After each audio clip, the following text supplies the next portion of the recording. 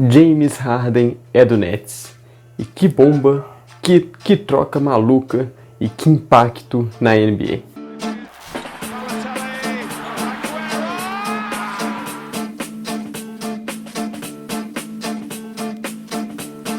Fala galera, nesse vídeo eu irei falar sobre a ida de James Harden para o Brooklyn Nets, numa troca que foi até maior do que a gente imaginava, porque envolveu 4 times e, na minha visão, os 4 times se deram bem. E essa troca ela finalmente aconteceu, era a troca tão esperada, tão especulada, era Nets e Philadelphia 76ers brigando pelo Harden até o final. E o Houston acabou mandando o Harden pro Nets. Essa troca, o Harden forçou demais a saída dele, ele teve atitudes bem babacas, podemos dizer mesmo. E é uma pena, porque o Harden, a passagem do Harden no Houston Rockets é a passagem de um ídolo de uma franquia. Passagem de um cara gigante, ele lidera a franquia em várias estatísticas agora. Ele foi um pontuador absurdo, foi cestinha da liga 3 vezes, 3 temporadas, se não me engano. Foi MVP uma vez e poderia ter sido até mais. Há discussões sobre isso. E é um cara que, infelizmente, nunca chegou a levar essa franquia para a final da NBA, mas, obviamente, ele não é o maior culpado nisso e nem é muito culpado nisso, porque o papel dele ele sempre fez muito bem. James Harden, pelo menos, era para ser uma grande lenda de Houston. Porém, ele acabou manchando muita coisa disso, ele acabou se queimando demais com essas atitudes bem babacas, bem questionáveis que ele teve a forçar a sua saída. Enfim, é uma pena, mas é uma pena pro torcedor. E a liga se decepciona também com o Harden, estava extremamente fora de forma, mas conseguiu o que queria agora e vamos ver onde o quão focado ele estará. Mas enfim, vou falar agora sobre a troca e comentar um pouco sobre os 4 times envolvidos nela. Como eu disse, para mim, os 4 se deram bem. Eu vou falar o que eles receberam e o que eu penso sobre isso. Primeiramente, temos o Pacers, Indiana Pacers, que conseguiu receber aí Caris LeVert do Nets e uma pick de futura de second round. Então essa pick futura de segundo round deles simplesmente não muda nada, enfim, foco no LeVert. Eu achei que eles mandaram muito bem em conseguir esse jogador, porque o LeVert é um jogador muito bom, é um jogador que tem partidas assim, que ele mostra um arsenal ofensivo muito forte, partidas de pontuações altíssimas. Nessa temporada mesmo, ele teve um jogo de 43 pontos. Então, quando o time precisa que ele pontue bem, como no final da temporada passada, que o Nets estava totalmente desfalcado na bolha, por exemplo, e que o LeVert carregou o time nas costas com excelentes partidas. Então, ele é um jogador que tem tudo para encaixar um time de nomes alternativos, porém bons nomes do Indiana Pacers. Eu confesso que eu mesmo subestimei bastante eles no começo da temporada, mas eu acho que o LeVert tem tudo para encaixar muito bem com o Brogdon, com o Sabonis, TJ Warren tá para voltar também. O Pacers está com um time bem interessante. E o principal ponto, eu não acho que o LeVert é melhor do que o Oladipo. Embora o Oladipo ainda não recuperou o seu bom nível que já mostrou um dia, eu não acho que o LeVert seja melhor do que ele. Mas o Oladipo ele é inspirante, o seu contrato acaba no final da temporada atual e ele já deu vários indícios que não vai renovar com o Pacers. Então o Pacers não podia contar com a sorte. Arrumou um jogador que tem contrato aí de mais 3 anos e então o Pacers mandou muito bem para mim, eles conseguiram uma aposta muito boa em conseguir juntar aí o interessante jogo do LeVert a seu interessante time. O outro time envolvido aí na troca foi o Cleveland Cavaliers, que eles não perderam quase nada e saíram bem. O Cleveland mandou pro Rockets o Dante Exum, sei lá como fala o nome desse cara, que era o aspirante, que eles pegaram do Utah Jazz. É um jogador assim bem fraco, um jogador que só lesiona o tempo todo, é aspirante, então simplesmente não faz diferença alguma pro Cavs. Mandaram também a pick de primeiro round futura do Bucks, que eles tinham, mandou a pick de 2022. Então, o Bucks com Giannis Antetokounmpo em 2022, obviamente a pick deles vai ser alta. Vai ser entre 25 a 30. Alta não, baixa. Vai ser de 25 a 30 essa pick do Bucks. Então não muda tanta coisa. E o Cavs conseguiu, com isso, apostar no Taurean Prince, que é um jogador muito interessante, bom defensor. Já teve temporadas melhores do que a atual ofensivamente, mas ainda assim ele cumpre bem o seu papel. E o Jarrett Allen, que é um pivô jovem de 22 anos, que vem mostrando muito potencial e o Cavs terá o direito de apostar nele. E, com isso, o Cavs junta mais um bom jovem jogador no seu elenco. O Cavs, para mim, ele tá indo num caminho muito interessante. Agora, com o Allen, eles já juntam o Allen ao Okoro, jogador recém-draftado, que é muito bom também, ao Sexton, que vem crescendo cada vez mais, ao Garland, que na primeira temporada dele foi bem abaixo, mas agora já vem encaixando, teve excelentes partidas até o momento. Então, o Cavs ele está entrando no bom caminho e saiu muito bem dessa troca, porque eles não perderam quase nada e saíram aí com uma boa aposta, que é o Prince, e um jovem jogador de bom potencial. E o Cavs ainda tem mais coisa a fazer no mercado, eu tenho a impressão disso, porque não faz sentido algum você manter o Allen disputando posição com o Drummond. Drummond é um pivô excelente, é o melhor reboteiro da sua geração e um dos melhores reboteiros que a NBA já viu. Então o Cavs ele tem valor, apesar de ser esperante. O Drummond tem valor e o Cavs tem que explorar o mercado que consegue nele, para continuar dando valor, principalmente dando valor jovem a esse time deles, que já tem tanto potencial. Enfim, falando do Cavs um pouco, agora falar sobre o time que perdeu a sua grande estrela, perdeu o seu grande ídolo, que é o Houston Rockets. Eu acho que o Houston Rockets garantiu um bom futuro nessa pick. E eu vou até ter que olhar porque eu anotei aqui, porque é muita pick que eles conseguiram. Eles conseguiram o Exum do Cavs, e talvez seja até cortado já do elenco, mas enfim, não vai fazer muita diferença. Conseguiram o jovem Kurucs do Nets, que nem jogava tanto no Nets, talvez tenha minutos no Houston, pode vir a ser uma aposta, pode vir a ser um bom role player ainda. Eles conseguiram muitas picks. Vamos lá. Primeiro eles conseguiram 3 picks desprotegidas de primeiro round, ou seja, 3 picks do Nets de primeiro round de 2022, 2024 e 2026. Então essas picks que o Nets não tem realmente irão para o Houston. Conseguiram essa pick de primeiro round do Bucks de 2022 e conseguiram 4 swap picks do Nets, picks futuras de primeiro round também. E essas picks swaps é tipo que o Houston tem o direito de escolher qual pick ele quer, se é a deles ou a do Nets.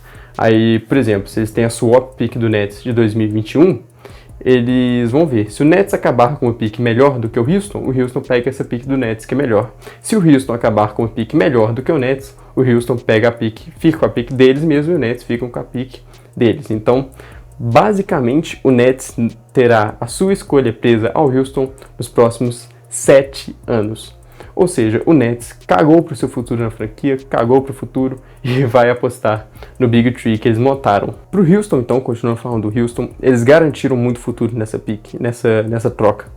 Eu acredito que o Nets, em algum momento, essas picks vão ter valor. E, de todo jeito, você acumula picks de primeiro round. O Houston perdeu tantas picks também, mandando pro Thunder, acho que eles perderam em 2024, 2026 e 2022, não sei ao certo. Mas eles perderam algumas picks pro Thunder naquela troca do Westbrook e consegue recuperar um pouco esse prejuízo. O Houston tem futuro e garantiu o futuro nessa pick. E eles podem ter esse futuro, tanto tancando, sendo um time que também vai ter as suas escolhas lá embaixo, ou simplesmente aproveitar as picks do Nets para ter um time jovem, ou até para ir fazendo outras trocas em busca de grandes jogadores. Porque o Houston tem aí no seu elenco ainda um John Wall, que pode vir e vem jogando bem e pode vir a jogar o que jogava nos tempos de Wizards, que é uma grande estrela. E o Houston, agora, falando do jogador que eles receberam, que é o Vitor Oladipo, dos Pacers. E eu acho que o Houston mandou bem em pegar o Oladipo, porque ele é um jogador, como eu falei, é inspirante. E se o Oladipo não encaixar com o John Wall, o Oladipo não conseguir jogar muito bem pelo Houston, simplesmente acaba o contrato e deixa ir embora. Abre espaço na free agents. E o Houston conseguiu abrir espaço com essa troca do Harden. Contando que o Oladipo não renove, o Houston teria 84 milhões comprometidos para a próxima off-season. Ou seja, teria aí uns 30 milhões de folha salarial livres para melhorar o seu time. Isso porque o Houston ainda pode trocar o Eric Gordon, ele pode fazer outras coisas. Enfim. Então o Houston mandou bem em pegar o Oladipo porque ele tem isso. E se o Oladipo jogar muito bem em Houston e der certo, simples, busca renovar o seu contrato, busca estender esse contrato. E Oladipo e Wall eu acho que é uma dupla que pode vir a dar muito certo. Ofensivamente, eu não sei o tanto que eles podem encaixar, que são dois jogadores que gostam muito de ter a bola. Embora o Oladipo eu acho que ele pode entender perfeitamente se deixar esse papel de armação mais focado no Wall. E, inclusive, isso já vinha acontecendo no Pacers, com o Brogdon tendo mais a bola do que o Oladipo. Mas, defensivamente, é talvez a melhor dupla de guardas da liga no quesito defesa, porque são dois jogadores de altíssimo nível na defesa. Então, enfim, eu achei que o Houston conseguiu mandar bem nessa troca, e principalmente levando em conta que foi a troca, apesar de ser pelo seu grande ídolo, foi a troca em um jogador que já não estava mais comprometido com a franquia, que já não daria mais nenhum retorno em quadra para a franquia. Então o Houston manda muito bem em conseguir ter tantas picks futuras assim, e um jogador que já foi muito bom na carreira, vinha recuperando seu nível e que pode também render muitos frutos para a franquia de Houston. Agora falar então do grande foco dessa trade, que é o Brooklyn Nets. O Brooklyn Nets agora é um time que basicamente não tem elenco de apoio, não tem rotação forte, não tem nada disso. Tem alguns jogadores interessantes, tem alguns jogadores neutros, tem por exemplo o Shemet, que em alguns momentos já foi um jogador interessante. Vai ter o DeAndre Jordan aí para receber essa obrigação de ser o pivô titular desse time. Vai ter o Joe Harris, que é um excelente arremessador de 3 pontos, que será aí a quarta opção ofensiva do time, certamente. Então ainda terá uma pequena responsabilidade por cima dele. Mas, como eu disse, o elenco de apoio do Nets agora simplesmente não existe. A rotação do Nets agora está totalmente afetada. A temporada regular do Nets agora vai ser um grande treinamento. A temporada regular do Nets vai ser dar um jeito de encaixar esse time sem rotação e as suas 3 estrelas para se preparar para os playoffs. Porque o Nets agora conseguiu juntar então um trio que, em nomes, se você for ver o tamanho da carreira de Irving, Harden e Durant, em nomes, é um dos melhores trios que a NBA já viu. Eu tenho certeza absoluta disso, que em potencial é uma coisa assustadora esses 3 jogadores juntos. Agora, muita coisa tem que sair do papel e ir para a prática. Será que o Steve Nash vai ser capaz de botar esse trio para funcionar, de botar os 3 jogadores jogando o que sabem? E outra coisa principal também é em que ponto está a cabeça do Kyrie Irving. Porque ele é um cara que já causou tanta polêmica essa semana, já soltou agora falando que não queria o Steve Nash ser o treinador do Nets, já soltou falando que a relação com o Durant não está boa. Então o Irving é um cara completamente maluco, que você não sabe o que esperar dele. E o Nets precisa do trio em quadra se quiser ganhar nos playoffs, porque ia ficar uma coisa muito sobrecarregada em Harden e Durant se o Irving não jogasse. Então é uma coisa que vai ficar na missão, talvez principalmente do Durant, que é o cara mais cabeça firme desses 3 aí, que ele vai ter que botar na cabeça do Harden e do Irving, que agora eles têm que jogar o que sabe, porque o Nets tem capacidade para fazer um time simplesmente histórico. Vai ser divertido de ver esse Nets jogar, vai ser uma coisa que a expectativa é alta. Mas, por outro lado, tem algumas coisas que eu li na internet, por exemplo, que é muito verdade. Esse time do Nets não vai ter meio termo, ou é título ou é decepção. Uma coisa do Harden também é saber até que ponto está a sua ambição e a sua dedicação com o basquete, porque ele está completamente fora de forma, ele está muito gordo nesses últimos jogos aí pelo Rockets, então ele precisa de repensar isso se ele quiser jogar em alto nível com o Nets. Mas o Nets, ele meteu o louco totalmente. O Nets agora, ele simplesmente cagou para os outros anos da franquia e apostaram. E uma coisa que fala a favor também, se essa temporada não der certo, os 3 jogadores têm contrato até 2023, até o final da temporada 2022 e 2023.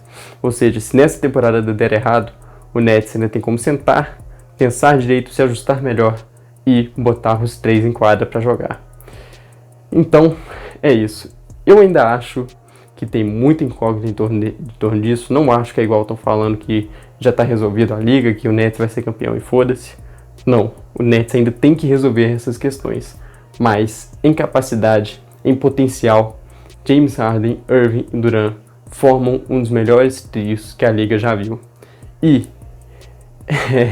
eu sou um pouco hater, talvez. Sou um pouco hater de cada um desses 3 jogadores. Os 3 têm posturas ao longo da sua carreira que eu discordo bastante. Principalmente Harden em relação ao Rockets e o Irving em relação a tudo, basicamente. Mas ver esses 3 caras jogando o que sabe, juntos, se isso acontecer mesmo, vai ser um jogo simplesmente divertido e um jogo incrível de se assistir. Enfim, veremos aí então o que será do Nets daqui pra frente. Deixe aqui nos comentários o que vocês acharam dessa troca, o que vocês acham desse trio formado pelo Nets. Deixe o like no vídeo, se inscreve no canal, ative o sininho de notificações. Muito obrigado, até a próxima. Valeu!